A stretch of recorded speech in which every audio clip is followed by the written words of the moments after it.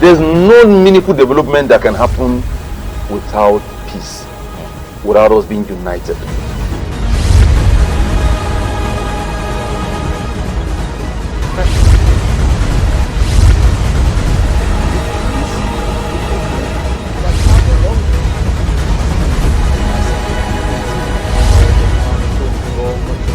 Arrest all unregistered vehicles. I think we have shown the depth and breadth of talent in our Conservative Party.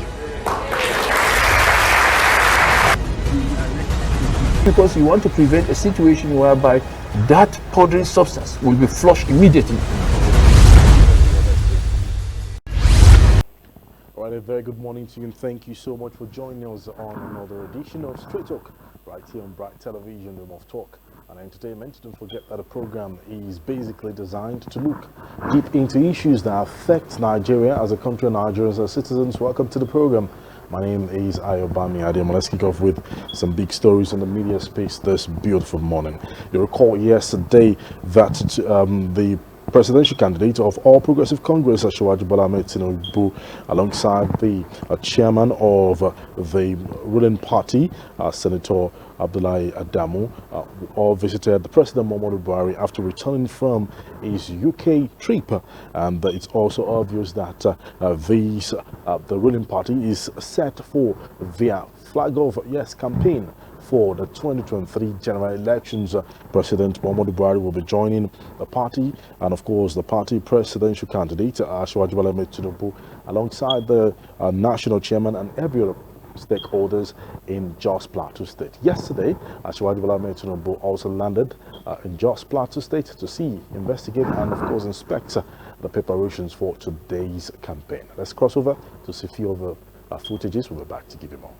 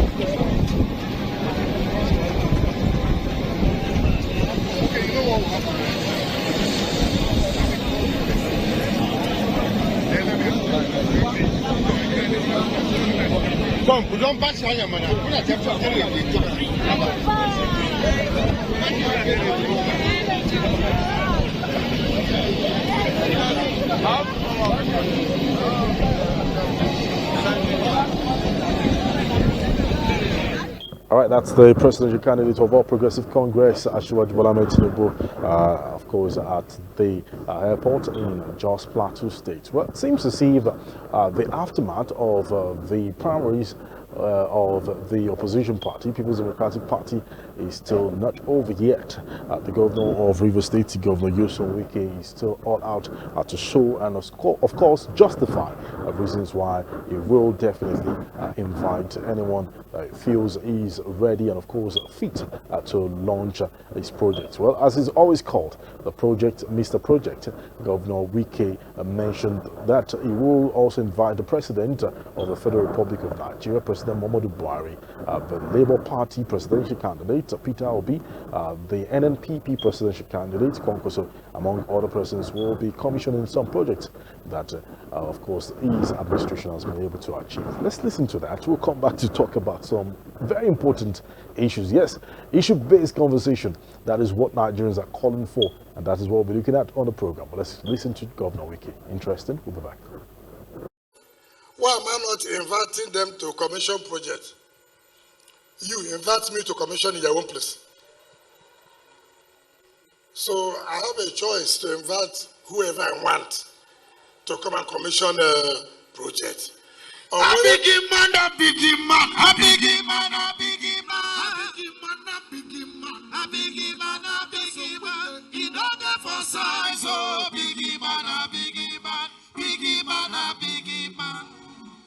Wednesday, Adams Oshomole will come and commission. On Thursday, Peter Obi will come and commission. As he bend them, he dey see with us. As he dey see with us, he go dey pepper them. On Friday, President Buhari will commission the Nigerian Law School. Bora, bora, nobody get it, bora like we get. Bora, bora, nobody get it, bora like we get. On Monday, Kwankwanso will come and commission. Yes, we can pepper them. I say pepper them. Yes, we can pepper them. I say pepper them. So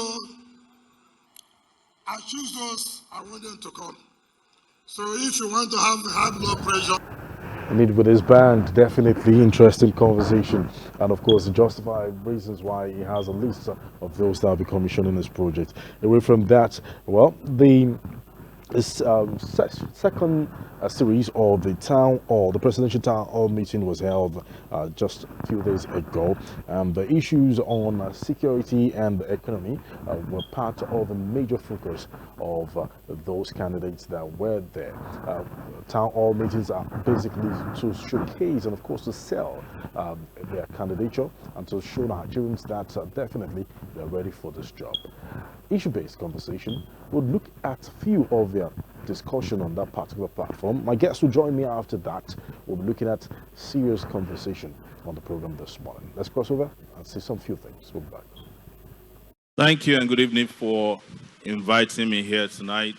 I must state that last week should have been the day we should all be here. But for some reasons, you decided to invite the elites within the presidential race, and we think you owe us an apology for that, because Nigeria should stop bringing people who have no ideas to talk to Nigerians when those who have ideas are relegated to the background. That is where we have gotten it wrong all these years. My name is Omoyele Showore, and I'm here as an activist for over 32 years, 3 decades, fighting for the rights of Nigerians, my own rights, and a desire to make this country work for everybody. The things that I fought for when I was in my 20s at the University of Lagos as a freshman that were not addressed are the reason why Nigeria has refused to move and make progress to today, especially in the area of security and insecurity, as we are here to discuss tonight, and the economy. I was one of the young students who said in 1989 and 1990 that the economic policy that Nigeria had adopted, which is known as the Structural Adjustment Program, was going to destroy Nigeria. It was at that period that the IMF and the World Bank said we can no longer fund housing, we can't fund education, we can't fund anything that will bring the welfare of our people at par with the rest of the world. It was at that period that they destroyed the industrial base of this country so that they can prepare Nigeria as a dumping ground for Western companies. It was at that time that the insecurity that we are experiencing today started. Nobody should deceive us that our insecurity has one reason. The special factors where Nigeria is insecure today is because Nigeria refused to invest in its youth, in its people, when it mattered the most. As a matter of fact, all policies for the citizens of Nigeria. Thank you very much. I transferred to Columbia University, also in New York. While I was in Columbia University, I studied in college. When I came back to Nigeria, I got employed, but I got employment with NMPC. Sir, let's go back to Spartan. You say a Spartan dies but never surrenders. Spartan, with their exploits in military times, rested on discipline. If you are not disciplined, indeed, a lot to discuss about and a lot to dissect on that particular edition of the second series of the presidential town hall meeting. But to join us on today's edition to discuss issue-based campaigns and the impact on 2023 elections is the He's a well-known Nigerian and, of course, a passionate Nigerian who's always advocate for peaceful coexistence and open dialogue in the sense that, the way it sounds anyway. He is Abdullahi Haruna of the Open Dialogue Initiative. Thank you so much for joining us on the program this morning. Thank you very much. It's a pleasure to be here. Anyway, yeah, the pioneer appearance anyway. You know, lack of words, I said, a passionate Nigerian, which we are indeed. And the initiative Open Dialogue is also part of what has brought you here. Let's look at it. From one campaign to the other, just today we'll make it officially. The ruling party's campaign train starts today, and of course it's going to kick off in Plateau State, just Plateau State. But lots of political parties have been campaigning, and they've been talking, name calls, battlings here and there. In fact, we've seen some persons from different parties doing skits just to pass their messages, drama and, you know, comedy. How do we get a proper conversation that Nigerians will definitely understand that this is what we look for, this is what we need? Yeah, issue-based campaign. Let's kick it from there. It's been weeks or months of apprehension, you know, palpable tension and heated atmosphere politically in Nigeria, because it's like a perennial festival where the only time you get Nigerians agitated to talk about life when the election is around the corner. So it's not a surprise that we have that era again where we have to exhibit what we're known for, you know, needless, baseless, and heated noise. Democracy is beyond just electing people into offices. Definitely. It's actually a platform for aspiration where people can actually realize why the state exists for them. And when you're talking about this, we're talking about how, you know, my life as a Nigerian should span up. How I should have access. It's going to affect me as a Nigerian. I should have access to, you know, the sound education, you know, affordable and available health situation, you know. But in this part of the world, we wait for the elections to begin to ask questions. Now, what are you going to discuss in few months to election, other than the you know, the demolition of personal characters, as it is? We've been seeing it already. Now, I haven't seen critically more like a dissection of manifesto. You know, not even all the political parties or presidential candidates have manifesto. The one we've seen so far, it's the one of the APC. But we in the media, we in the civil society, how have we taken our time to begin to dissect this manifesto? Well, even People's Democratic Party also brought in them. Yes, long time. Yeah. Okay. Now you do a voice poll, do a sample of opinions across the city, and ask, you know, Nigerians at random, what has been the outcome of, you know, can they actually talk about the manifestos of any of the political parties? No. The thing we hear is the tripartite burden of ethnicity, religion, you know, and politics. That is what you hear. Then you hear people talking about the age of the candidate, the ages perhaps of the candidates, the health status of the candidates. Not really what these people have for us as Nigerians. And it is not the duty of these people to even start telling us this is where they stand. Their manifestos are actually alone for us to dissect. Again, we leave, you know, the interpretation of these manifestos to the politicians to do. And remember, you don't expect them not to sell themselves in glory, in flowery terms. You know, it is expected of the civil society organization, you know, the enlightened part of the members of the public, the media, to begin to help us set agendas for these people. It is not their responsibility to do that. They've given us. Now it's our duty as journalists, as civil society organizations, to begin to talk about issues that borders around health, about on education, security, agriculture, you know, climate change, peace, and the rest of it. This is our own talk. We are the one to educate the people on who and or what party should actually have our preference. All right. Well, let's speak it from where you just mentioned. You talked about issues, and you mentioned age, you mentioned health, yes, and even region. Should that be part of the issue-based conversation? You know, is that supposed to be part? Isn't it supposed to be part of it? It should be part of it, but we are never in control of health.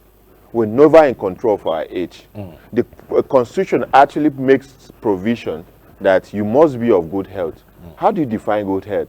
Is it to the point of being totally incapacitated, mentally unstable? Is that what we're talking about, the candidates? Do I have any of these candidates suffering from these conditions? No. Then talk about age. Age is it's a gift that, you know, that nature gives.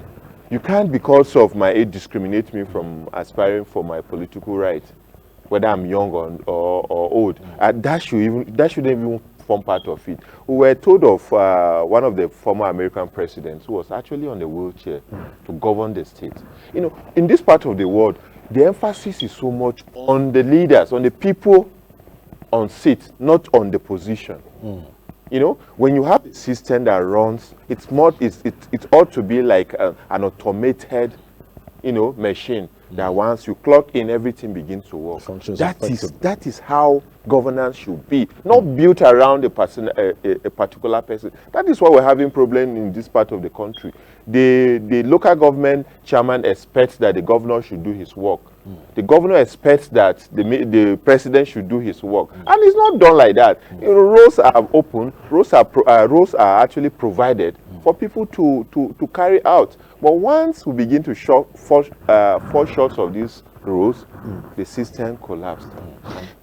If interested indeed, and if the system collapses, what will Nigerians do? What Nigerians do expect that every candidate, not only the presidential candidates, should show deep knowledge and, of course, understanding of the governance and the government challenges that beset Nigeria, and clearly set up ways to tackle these challenges. Now, what are the challenges that we face presently? One of those challenges will be the economic challenge. Let's talk about that. We have lots. We've seen Naira fall, and of course, lately Naira has been able to get his a little strength down against dollar and pound. For dollar now, I think it's about 690 something. If it has not changed the last time I checked now. But the point is, we don't have a strong economy. What should be a manifesto that will tackle the challenges on economy? Let's talk about that. It's actually sad when we always measure our currency against the American or the British currency. You know, it's like it's an acceptance that we are really people of no value, or people that can actually decide for ourselves, or people that can take our destinies into our hands. For goodness sake, we are an independent, sovereign nation. Which we reached status because we thought we could actually provide for ourselves. But when we begin to always fall back to these people as a measuring compass of our own economic survival, I think something is fundamentally wrong. Why is the dollar always a reference? Because almost everything about us, it's imported. We are not producing. We are an import, consuming nation. A consuming nation, and you expect that your naira should do what?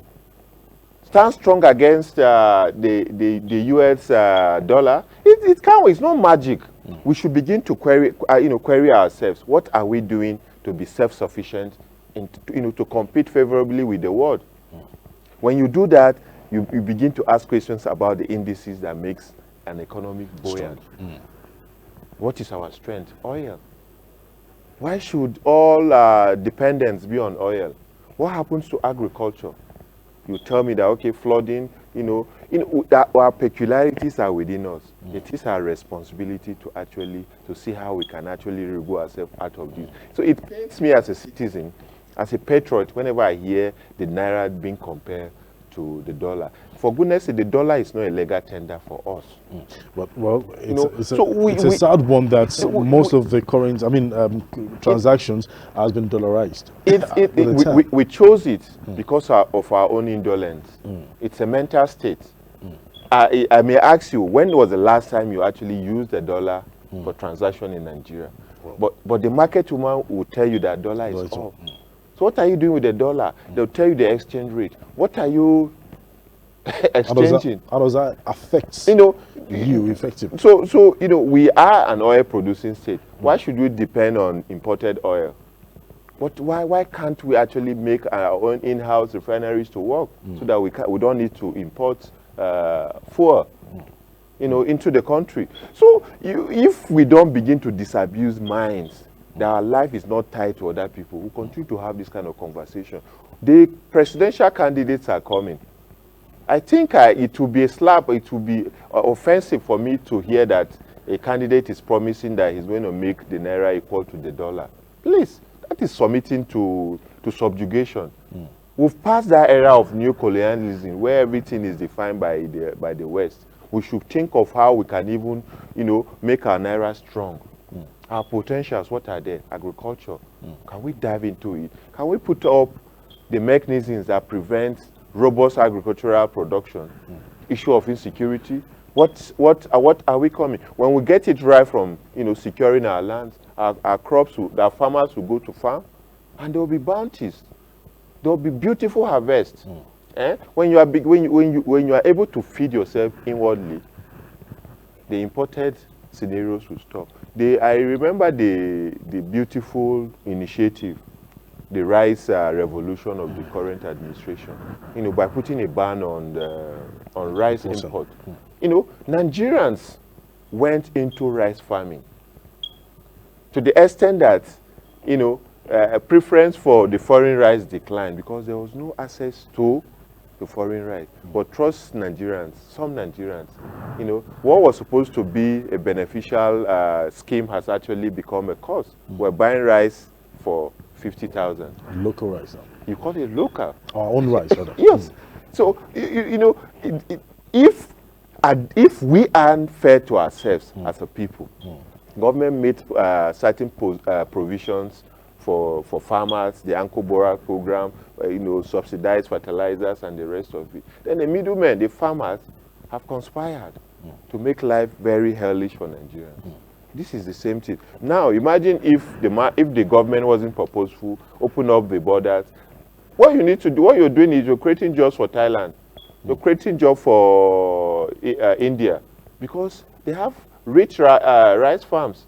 And this is where whoever is coming next must get it right by thinking inwardly. That indigenous solution to our problem is what will bring us out of economic quagmire. We have the population, we have the market. We have the market. Nigerians spend on the latest phones in the market. You understand? We pay huge for education.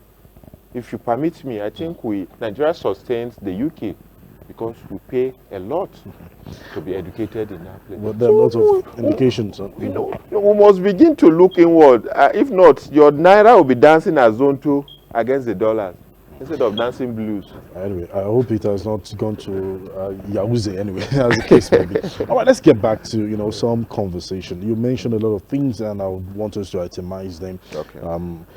In different categories. Now, you talked about the RISE project that the federal government, of course, the initiative of the CBN, alongside with the World Bank, with the federal government support to achieve. It has been productive. But lately, we've had issues of flooding.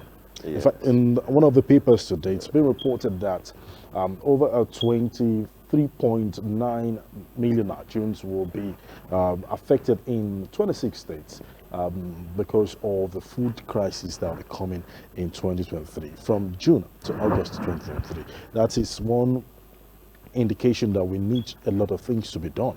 A lot of work must be done for the next president or the next dispensation administration. It's going to tackle food security. How do you think it should go? Governance is a continuum. Whoever comes does not matter, but what is on ground is the measurement of governance. We in this part of the world, we are mostly we're so at home with being alarming. We're perfect alarmists. Now everybody's talking about food crisis. When you do that, you create fear, you create anxiety in the minds of people. I think we should learn on how to manage certain information. They've been flawed. You should also know that they've always been flawed in Nigeria, and we've been surviving. But what stops us from learning from 12 flood, and why can't the natural disasters are not what man is in control of. Is this natural? The flooding is natural. From Cameroon? Yeah, Cameroon didn't manufacture the water, you know, and you can't actually prevent water from passing. You as a man actually impeded on nature. You disrupted the natural flow of of life. But so we prepare for this natural disaster. So part of the preparation is putting in place things that actually curtail this, And I want to tell you that we've been hit by worse disaster than even this flooding.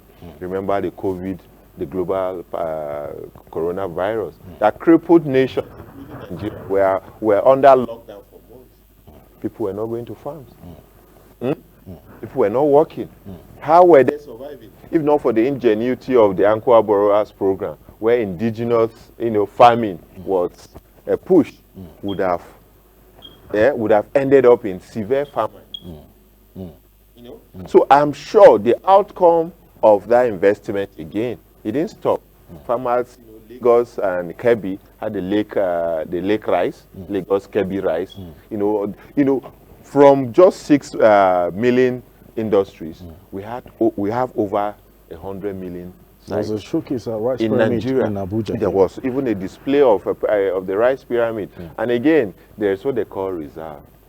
Only a rudderless government will not plan for the rainy days, for disasters like this. So you don't expect that there are no strategic reserves.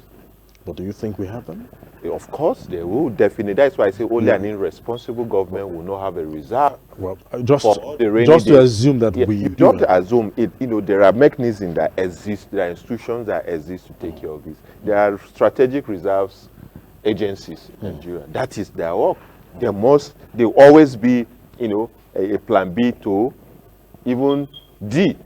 In the case when you've exhausted your A, there's always a fallback to other plans. So you can't say a country, even the worst hit of countries, have reserve in all of their endeavors, because a country without reserve should not exist in the first place. So we should be worried that yes, there'll be famine somehow, but not to the point that we're being painted. Now it's leading towards anxiety in the market. People are rushing to hoard, grains. People are rushing. Once this happens, what do you expect? The price will definitely go up because of what? Of our unguided utterances in terms of projection. I think we should leave the experts to handle that. Not really, or everybody having the opinion to always give that dooms prediction. It's not helping our psyche as a people. Well, we hope that with that call too, it will also give those saddled with the responsibility to do more in tackling such situation. But let's go straight to security issue. It's been reported that growing insecurity across Nigeria, and of course adoptions and the killing of innocent citizens across our great country Nigeria, has led many leaders to concern and of course to caution against countries' challenges at this point in time. You recall that the former defense minister, the chief of army staff, I'm talking about Chief Yakubu Danjuma, said that Nigeria's security issue is worrisome and weak leadership and poor governance is part of what has caused this particular issue.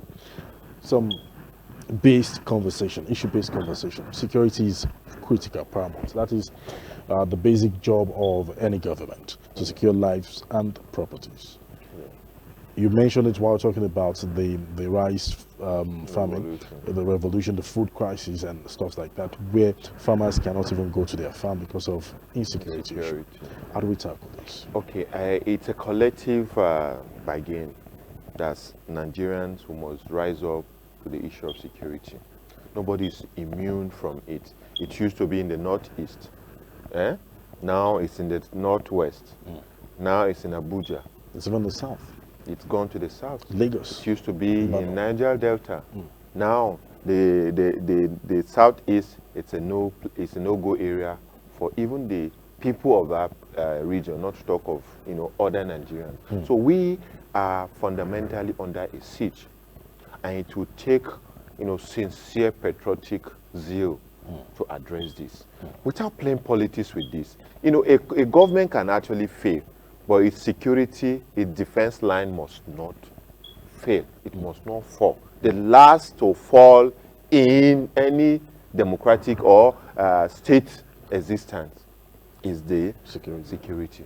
Once that happens, there's no reference to any nation again. So we must be deliberate, and this starts from the grassroots down to the state, the sub-region, then the national. What are we doing? What is our investment in security? You know, beyond just waiting for the next person to come. You don't wait for politicians to decide national security costs. It is a fundamental provision by the military and the police and other agencies of security to ensure that the state is regarded, whether it's a democratic leader or not. So the security architecture as an institution must live independent of the outcome of a political reality, because they are the fallback. They are the result of our existence. They are the backbone. They control, they give us the platform for aspiration. They protect our territorial strength. So if anything goes wrong with the security network of this country, we are finished.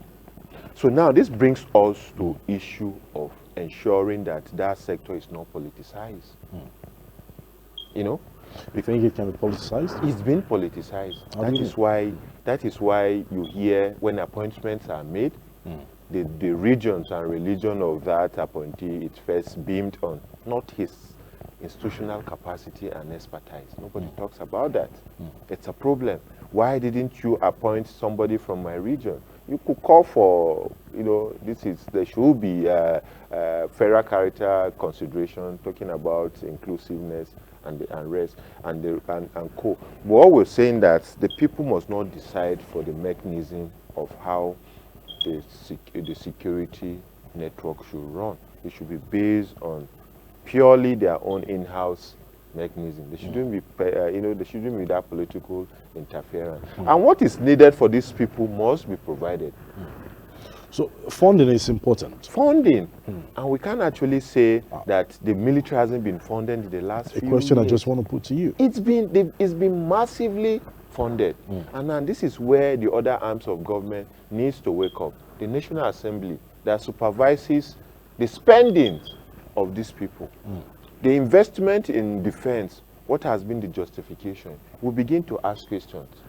Don't wait until there's a need for budget presentation and the likes of it before you come on air and start, troubling our lives with how much was given. No, you are supposed to be part of the implementation of these funds to know how many armaments were budgeted and procured, the aircraft that should aid security, the surveillance apparatus, and the likes of it.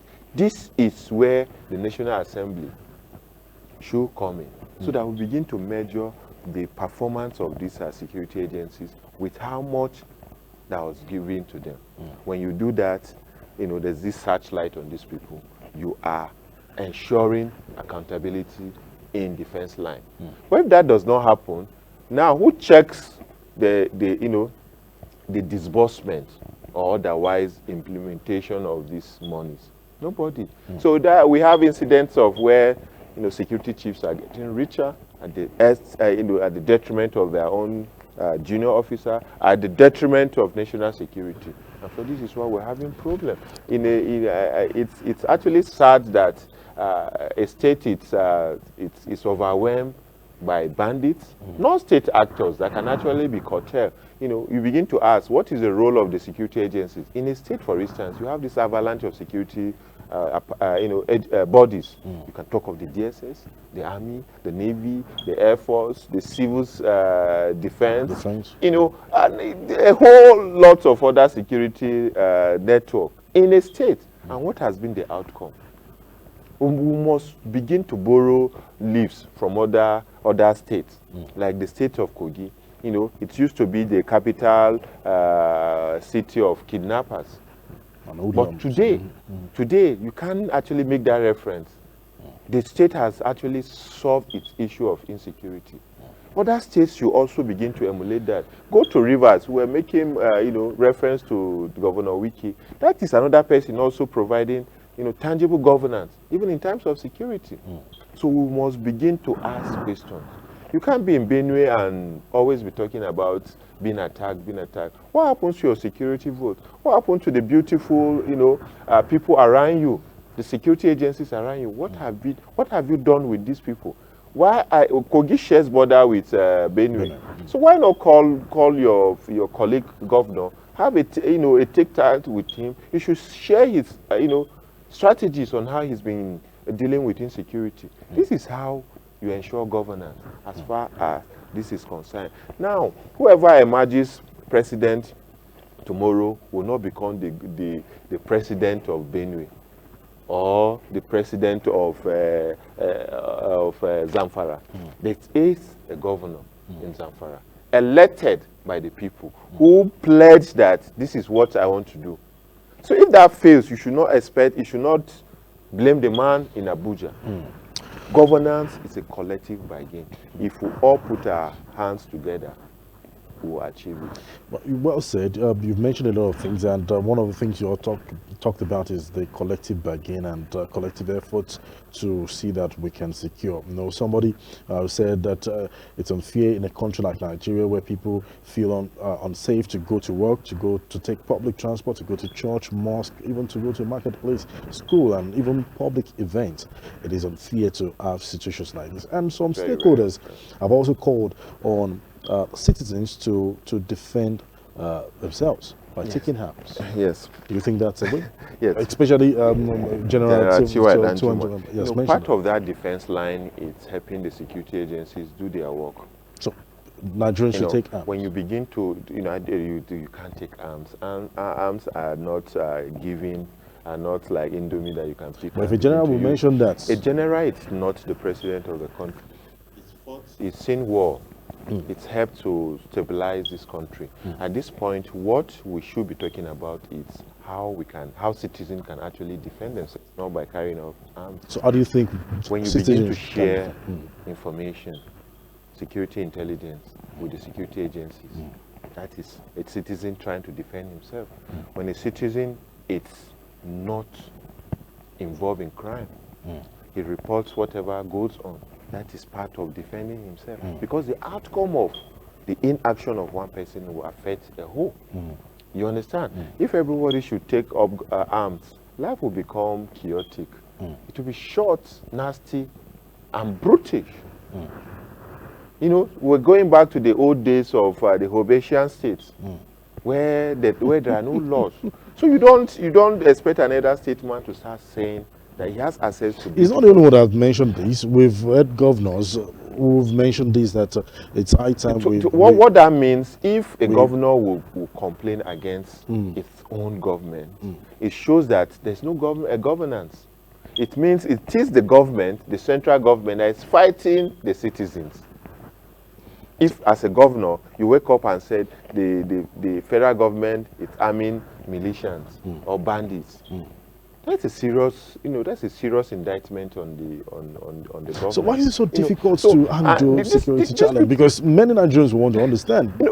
I said we shouldn't play politics. There are questions that we must answer before we get to 2022. We shouldn't play politics with security.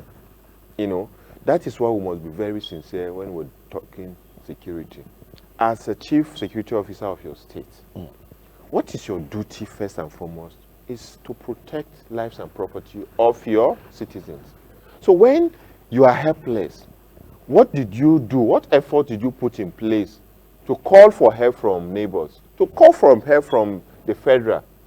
It's not just to go on TV and begin to wail. You have platform where you discuss national security, state councils, where people meet and discuss way forward. So why come out like like your own president is against you, is against his own people? It doesn't work. That is politicizing security, and genuine efforts will not be there. Like a governor will come out and say a particular tribe in this country It's responsible for all the insecurity in this, Now, how do you ensure, how do you get genuine intervention to address the problem that is bedeviling your people? Even though you know these are the people responsible, let's be deliberate in, in having real conversation on how to end this instead of, trading blames, name calling. If you see a snake, the first thing you need to do, apologies to animal rights, is to first end the life of that snake before you start thinking that it has the color of a python or the head of a cobra, or my neighbor opened the gate, that's why it entered. You must address the issue first, and part of addressing it is being deliberate. What are you doing with the resources at your disposal? Now, I want to ask this question. Do you think the governors are truly the chief security officer of their states? Of course, that is why. Because we've seen incidents where some governors have been out there saying that, well, they gave an order and those started. Okay, what kind of orders are we talking? You gave orders to the commissioner of police, to the DG of. And he's expecting signal from the federal government, from Abuja, from the headquarters. I just made an analogy. When you see a snake, what do? Do you wait for the owner of the house to come before you do something? If your house is on fire, what you need to do is to put it off. The mechanisms to put off a fire is by making sure that there are available facilities to put off that fire. So now, if a robbery is going on in a bank in, let's say, Benue State, do you have to wait for clearance from Abuja to foil that robbery? So if you have the right, with the security apparatus under your control, to quell, robbery, to foil robbery incidents, why do you have to wait when there's a sectarial crisis? Because anybody that carries arms against another person or against the state, it's a criminal. Enemy of the state. He is an enemy of the state. So we must be sincere with whatever we are saying in this part of the country. We're not trying to defend anybody, but we must be deliberate. You can't continue to play politics with the lives of your people. You understand? If robbery is going on in anywhere in the state, it is the duty of the police, the security agencies, for it. So if I see, as a security person, I see somebody trying to attack another person, it's my duty to also stop it. So why do I need to wait for an order from Abuja to say that, please give us order before we quell a riot? So then why does the state exist? I'm sure to protect lives and properties of citizens. So it's actually funny when I hear that the governors are not in charge of securities in their state. Are they expecting the power to go and kill their opponents? Definitely nobody will give them that power. But the utilization of the security mechanism under their own state, it's their absolute, it's their right. They have to control it, and nobody can help them do it. Well, the question Nigerians want to ask is, do you think state policing can solve any challenge we're facing, or community policing, a proper one? The security agencies are made of Nigerians who understand the peculiarities, the geography, the topography of this country. So they didn't come if you want to attack, if you want to attack security, you must attack from the grassroots, from the roots. So when there's fairness, when there's sincerity in governance, there won't be need for all of this. The absence of opportunities, the rampant corruption, the primitive accumulation of the Commonwealth by a few selected people is the reason for all this. Otherwise, we're not supposed to be greeted with this. Citizens are the ones carrying arms against themselves, not aliens. So, well, we've had, sorry, I beg your pardon, we've had issues of foreigners come to Nigeria by claims. Foreigners come to Nigeria to attack Nigerians. That is a failure of our intelligence network. That is an indictment on the security network of this country. Where are the border patrol teams? The immigration, the custom, the armies that protect our territorial integrity? Were they sleeping when they allow these people to infiltrate our territory? These are things that are not scientific. And if that happens, how many heads have rolled? Who is being held responsible for allowing foreigners to invade us, and to the extent that we're there at their mercy? These people don't fly on air. There are routes. That is if it's established that they are actually coming to their foreigners. There are routes, and you must pass through certain routes, you must pass certain villages. Where are the people? Where are the security agencies? So, like I said, it's a collective bargain between the people and the securities. And let me also tell you, the securities are also Nigerians like us. Definitely. They have families. They can die. So what we need to do is to collaborate with them, is to give them the necessary support. And can we also begin to ask query investment in security, architecture, in defense line? Is it enough? Was it released? What was the utilization? And the rest of it. This is how you ensure that a system works. You cannot, again, you don't tie your security to a regime or a politician, because they'll always have a way of wriggling themselves out of it. Interesting conversation. I hope that we can just get some few more. But let me just talk about the security alerts where the United States and United Kingdom. I know you're going to laugh about that. And your reaction to that? Must we rely? Must we wait? And do you think the government actually handled it well when it was? And it's part of what I said, the dependence on the West. We allow these people to live our life for us, to dictate to us how we should live. And for goodness sake, Nigeria is an independent state. And we have people, issuing security alerts. In Nigeria, and these people are in Nigeria, what happens to diplomatic relationship? Why can't you share this intelligence to us, so that we should be the ones to warn, to caution our citizens, okay, avoid social place. Then a foreign nation playing the role of a state in a state, that is a diplomatic affront taken too far. And I think we should frown at it as a responsible member of the global society, that it's wrong for any nation to interfere in the internal affairs of a nation. We are not subject to these people. We are an independent nation. We are 62 since the liberation or from the claws of these colonialists. I think they should allow us to move at our pace. The nations that are issuing security threats are greeted by threats of shooting every day in their schools, in their malls, in their clubs. And it's not happening here. We do have pockets of violence, of insecurity. But it's not, another nation shouldn't be the one amplifying our worries. They should, if they are really sincere, they should collaborate with us. We know the international politics that is going on. Nigeria's non-aligned stance about the Russian and Ukraine fight. I love what. So you think it's more of international politics? This is politics that's playing out, whether you like it or not. It's a diplomatic warfare, and it happens everywhere. But we are saying that please allow us to handle our peculiarities. You brought so many things that we've been containing it.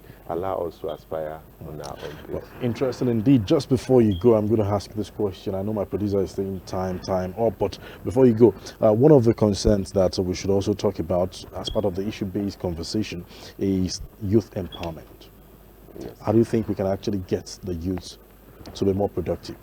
When it's a fair distribution of our resources, when everything is working, schools are working, the youth will have the opportunity to have sound education. By the time they are coming out of the schools, they have where to find themselves. So the solution for us is how we can actually go back to our industrial history that we're known for.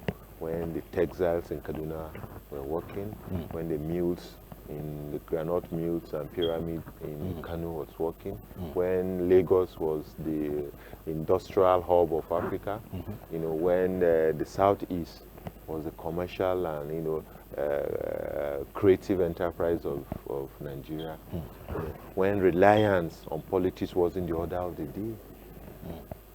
That is what we should fall back to wriggle ourselves out of this youth restiveness. Otherwise, we continue to be where we are, regurgitating the same concerns and worries. Everybody wants to become a politician because the man you see today with just a car. Tomorrow he rides in a jet. Oh, no one ride jet. So fly jet. So we must be deliberate in our planning. The youth must be our focus. And like you see, they said when the poor have nothing to eat, they'll resort to eating the rich. So definitely. All right, thank you so much. It's really interesting having this conversation with you. Abdullahi Haruna from Open Dialogue Initiative. Thank you so much for being part of the conversation today. My pleasure. And we hope that when we call again, you'll be here. I will definitely be here. It's dialogue. It's always the way out. So, and that is why the Open Dialogue Initiative, we are always out to provide platform where people can articulate their thoughts, because dialogue is better than war.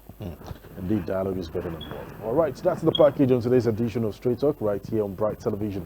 We want talk and entertainment. Don't forget that the program is basically designed to look deep into issues that affect Nigeria as a country and Nigerians as citizens.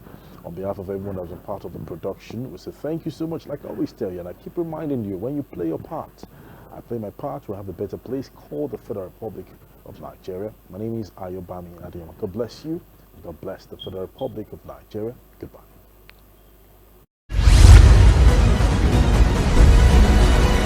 Tell you for a fact that this election is between. They sold form recently for 100 million. There's no meaningful development that can happen without peace, without us being united.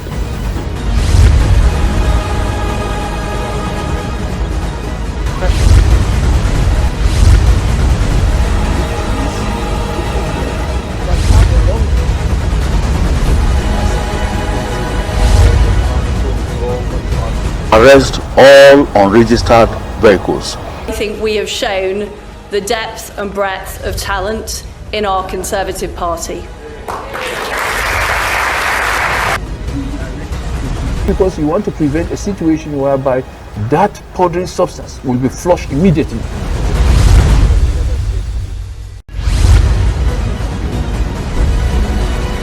Tell you for a fact that this election is between. They sold form recently for 100 million. There's no meaningful development that can happen without peace, without us being united.